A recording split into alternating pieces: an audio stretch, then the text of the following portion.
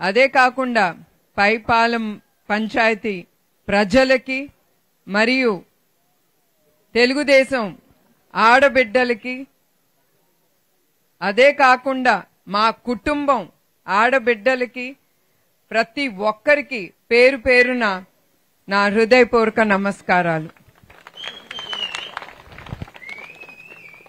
ఇప్పుడే ఒక ఆయన చెప్పారు, మీరు సైకిల్ గుర్తుకే మీరు ఓటేశారని. ఎందుకు వేశారు? ఎందుకంటే ప్రతి ఒక్కళ్ళు బాధ్యతలు ఈ వైసీపీ ప్రభుత్వం గురించి. అరాచకాలు మీరు భరించలేక ఏదో వాళ్ళేదో చేస్తారని అనుకున్నారు. వన్ ఛాన్స్, ఒక్క ఛాన్స్, వన్ మోర్ ఛాన్స్ అంట మిమ్మల్ని నమ్మించి వాళ్ళు ఓటు వేయించుకున్నారు. దాని తగ్గట్టే మీరు చూశారు వాళ్ళు ఏం చేశారు. ఒక్కటన్నా అభివృద్ధి చెందిందమ్మా ఆ ప్రభుత్వం కింద? మీరు చెప్పచ్చు, ఇక్కడ ఎవరు కొట్టరు, మీకు ఆ స్వాతంత్రం ఉంది, మీకు ఆ స్వేచ్ఛ ఉంది మాట్లాడటానికి.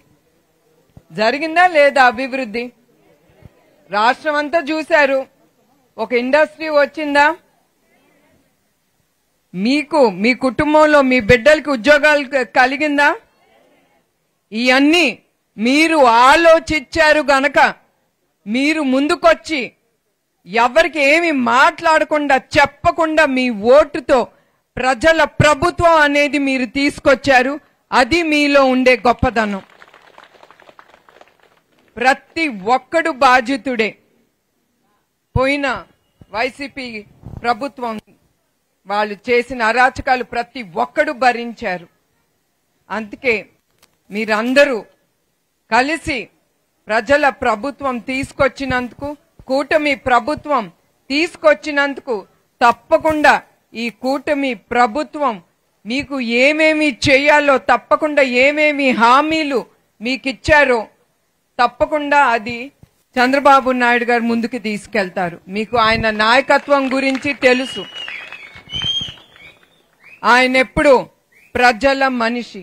అదే కాకుండా మీకు నందమూరి తారక రామారావు గురించి ప్రత్యేకంగా నేను చెప్పనక్కర్లేదు. ఆయన ఎప్పుడు పేదల కోసమే ఆలోచించేవారు. ఆయన పేదల కోసం కిలో 2 రూపాయలు బియ్యం ఆయనే తీసుకొచ్చింది.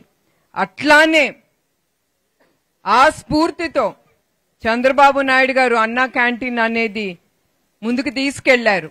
కానీ ఈ రాక్షస ప్రభుత్వం, ముందులున్న రాక్షస ప్రభుత్వం అన్నా క్యాంటీన్లన్నీ మూసేసి పేదలకి అన్నం దక్కకుండా మీ పొట్టన కొట్టింది ఈ వైసీపీ ప్రభుత్వం. అట్లా చంద్రబాబు నాయుడు గారు ఏది ప్రజలకి ముఖ్యమో అది పేద ప్రజలకి ఏది ముఖ్యమో అనుకుని మళ్ళీ ఈ ఆగస్టు 15న ఆయన మళ్ళీ అన్నా క్యాంటీన్ ని ముందుకు తీసుకెళ్తున్నారు. ఒకప్పుడు రోజుకి 2,75,000 మంది భోంచేసేవారు ఈ అన్నా క్యాంటీన్ లో. ఒక్క సంవత్సరంలో 7.5 కోట్ల మంది భోంచేశారు ఆ అన్నా క్యాంటీన్ లో. అట్లానే కాకుండా ఆయన ముఖ్యమంత్రిగా ముందలు ఉన్నప్పుడు ఏమేమి పథకాలు తీసుకొచ్చారో ఆ పథకాలు తప్పకుండా ఆయన మళ్ళీ ముందుకు తీసుకెళ్తారు. ఎందుకంటే పోయిన వైసీపీ ప్రభుత్వం ఆ పథకాలతో కాకుండా ఇంకా ఇది ఇస్తాం అది ఇస్తామని చెప్పి మిమ్మల్ని అందరినీ మోసం చేశారు.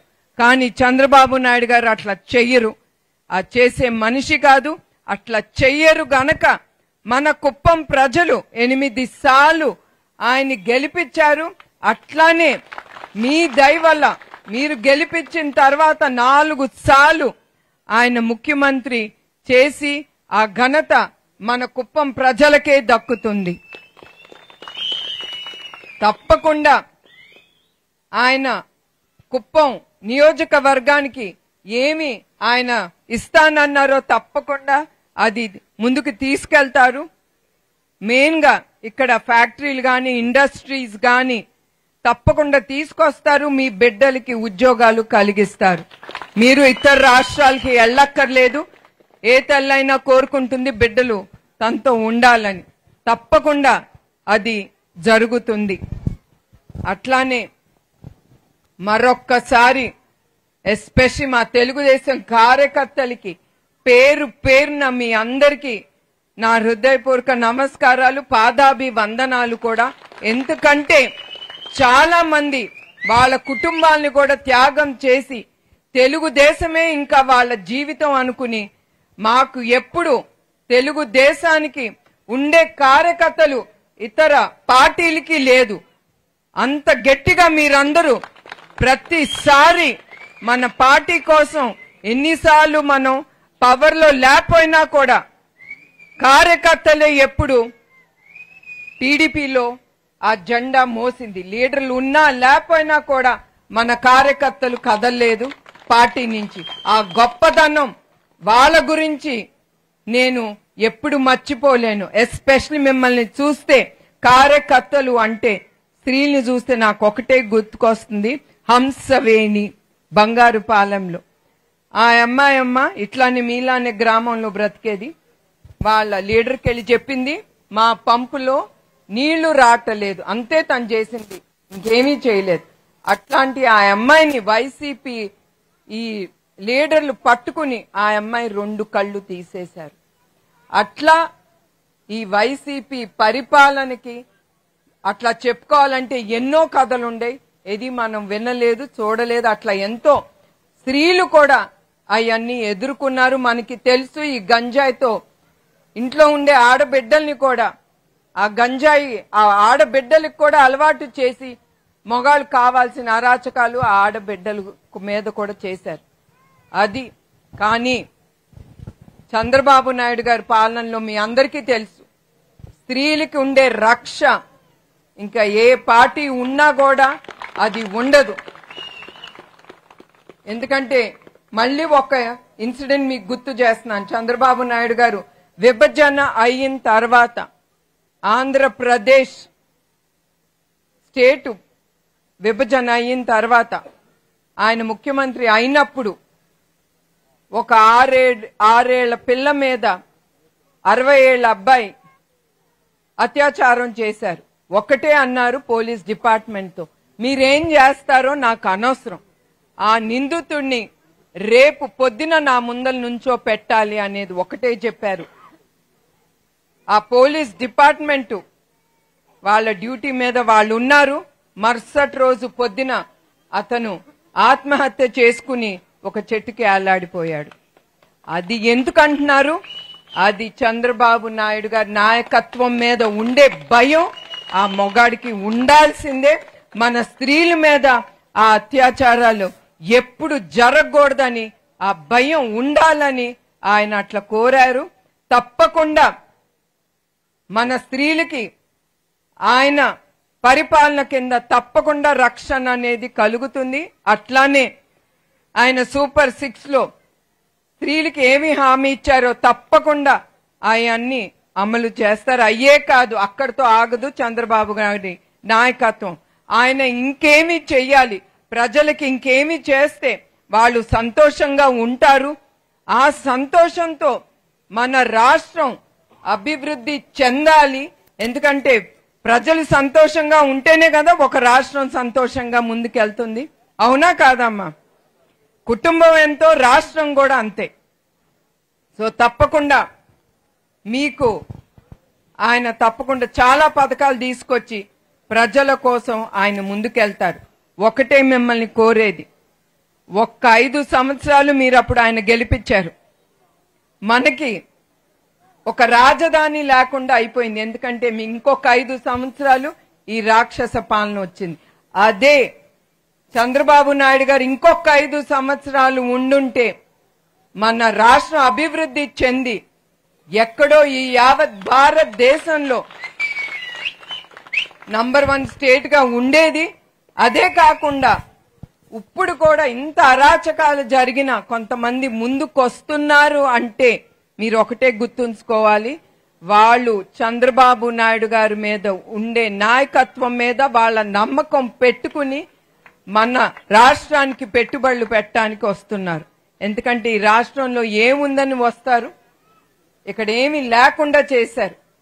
బయట వాళ్ళలో కూడా భయం అనేది సృష్టించారు.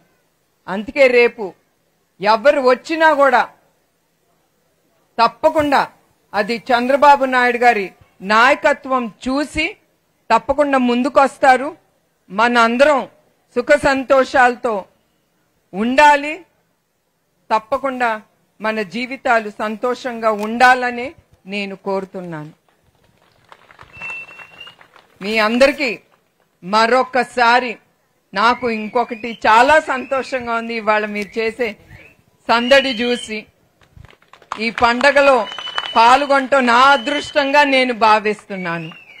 నేను ఇక్కడ పదవులు ఉంటాయి పోతాయి, కానీ చివరికి మిగిలేది ప్రేమ, మీ ఆదరణ, మా కుటుంబానికి కానీ తెలుగుదేశం పార్టీ కానీ. అది ఎప్పుడు మనం మర్చిపోకూడదు. మనం ఎప్పుడు పదవి వచ్చింది కదా అని అహంకారంగా మనం ఎవరు ఉండకూడదు. అది కూడా మా తెలుగుదేశం లీడర్లు కూడా అదే చెప్పదలుచుకుంటున్నాం. ఎప్పుడైనా మీరందరూ ప్రజలతోనే ఉండి వాళ్ళ మంచి కోసం మనందరం చెయ్యి కలిపి వాళ్ళ కోసం మనం పని చేద్దాం. మీ అందరికీ మరొక్కసారి నా హృదయపూర్వక నమస్కారాలు. Thank you madam. ఇప్పుడు ప్లీజ్ ఒక్క నిమిషం అండి. మన అమరావతి రాజధాని కోసం ఇప్పుడు చెక్ ఇవ్వడానికి వాలంటీర్గా ముందుకు వచ్చినటువంటి మన సోదరులు వాళ్ళని కూడా మనస్ఫూర్తిగా ఆహ్వానిస్తున్నాం. ఎవరైతే ఉన్నారో మన విజయ్ కుమార్ గారు కానీ వాళ్ళు ఇప్పుడు మా ప్లీజ్ అందరూ అట్లే ఉండాలి. మా ప్లీజ్ సార్ ఆ చెక్ ఇచ్చే వాళ్ళు ముందుకు రావాలి. మా ప్లీజ్ ఆ చెప్పి ఇవ్వండి.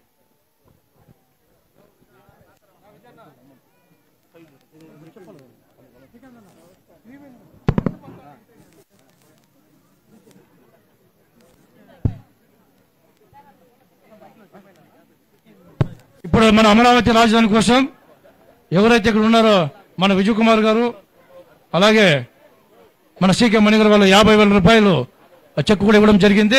వాళ్ళు కూడా ఒకసారి అందరూ కూడా కరతాల ధ్వనులతో అభినందిస్తూ ఓకే అమ్మా థ్యాంక్ యూ. ఒకసారి మన ఎమ్మెల్సీ గారు